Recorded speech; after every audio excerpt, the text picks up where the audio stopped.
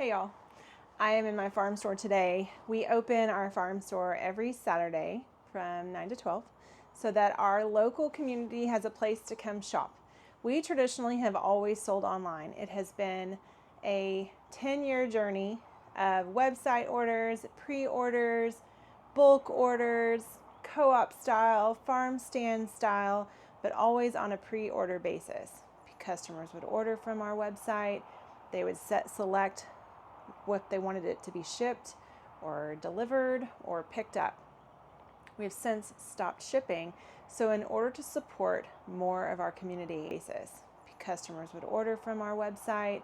They would select what they wanted it to be shipped or delivered or picked up.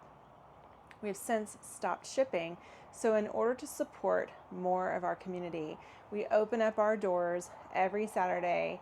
We hang our flag that says we're open so that people feel comfortable coming by. One of the things that's super tricky when you start sourcing food from local farms is finding one near you that you trust, like, and agree with their practices. For some people, that means they need to do more than just read online about you. When you start a homestead, you have several options. You can go to your local farmer's market, you can sell online, you can wholesale to other storefronts that might support farms like your own, or you can do it yourself.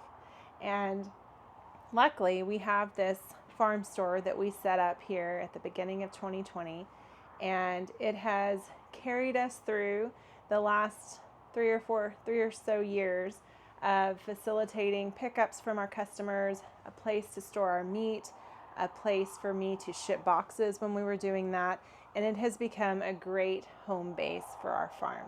When you're looking to sell your food directly to the public, it is one of the things that scares most farmers away. They don't want to deal with the public. They don't want to worry about how to do it.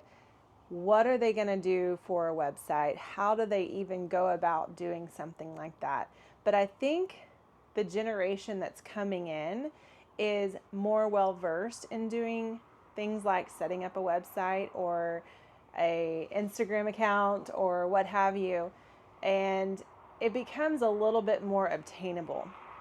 The trick is making sure that you not only have food that people want and that your target audience is looking for, but that you make it available to them when it's most convenient. What we've found over the last decade of selling directly to the consumer is it has to be convenient. And you can try all kinds of things to do that, whether it's self-serve or pickup windows or meet you at this location at a certain time once a week. But at the end of the day, it has to be convenient for each individual, and that may look different for everyone. So when you're thinking about who your target audience is, there are 4 things that I think you should really consider. One is, what is your location? Can people get to you? Will you be able to open your store so that people can come shop? Number 2, do you have a product that people want?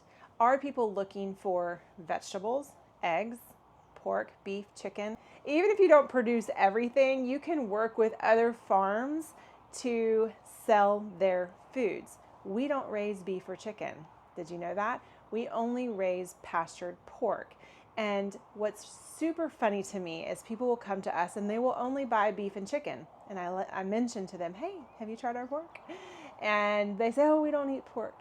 So it's really important to diversify what you're offering. When I only have pork available, sales are a little bit further in between, but having other revenue streams of other different products really helps our farm store stay afloat. Another thing that we used to do was do an auto subscription type order where customers would have a monthly order that they could count on, that they knew they were going to get. They didn't have to really worry about what was available online or what was in stock or when they were going to go pick it up, because they knew that box would show up every month. And that was a huge deal, especially for us during the pandemic. It allowed more customers to taste what we had, get something on a routine basis, and we shipped those boxes all over the country. Number 3, decide if you are going to take every single customer around your farm at every turn. The answer is likely no. It's not very efficient, and it's hard to care for each customer that comes in the door if you're out showing them all the animals. Schedule a day in the spring when it's beautiful and lots of things are growing. Maybe there's some baby animals on the ground. Schedule a farm day once a quarter where you will openly invite people to come take a tour. Of course, they can shop. That's always available, but it gives them an opportunity to come see what you're doing and how you're doing it differently. We schedule 4 of those a year. It really brings in customers that might not have ever come. And finally, number 4, just start. There are times when I have second guessed myself that this storefront isn't enough, that I would rather have beautiful shelves adorned with all kinds of home goods and magical cooking products, but at the same time, I'm a mom of 3. I have a husband that works full time. We are running a farm. We are running a garden. We are running a pastured pork business. And at the end of the day, sometimes where people come to shop isn't as important as what you're selling. What we sell here is the opportunity for someone to support another farm, for the opportunity for someone to come and visit and see who's behind their food. Maybe get a little bit more education on why their food is different and why it's important for their health. I really think that it's so critical. What we sell here is the opportunity for someone to support another farm, for the opportunity for someone to come and visit and see who's behind their food, for us to, as farmers, to continue educating all of the people out there. Not everyone was raised on a farm, obviously.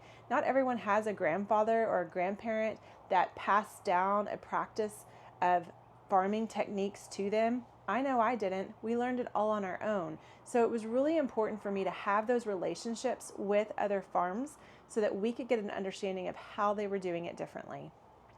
And then it was not being afraid to take the next step. And sometimes that was selling out of our garage in a co-op style environment, all the way to selling from our little farm store farm office. It's important to not second guess yourself, because if you have a good quality product that you can talk about and let people know why it's so wonderful, you're going to do a great job. So hang in there. If you're looking for more resources on homesteading, gardening, or living the dream, come give us a follow at Hillbilly Nutrition, and I hope to see you next time. Thanks, y'all.